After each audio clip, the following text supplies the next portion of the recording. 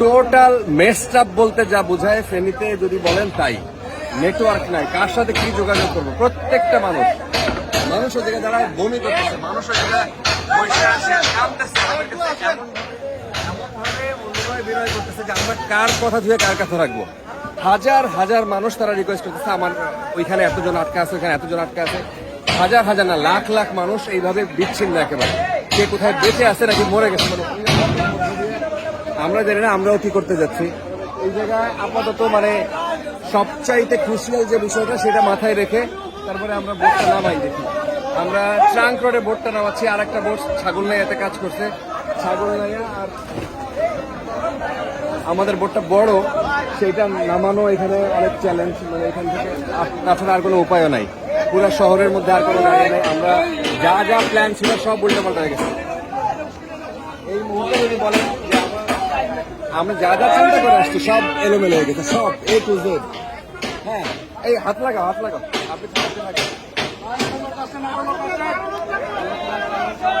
আসেন একটু, সবাই একটু হেল্প করেন।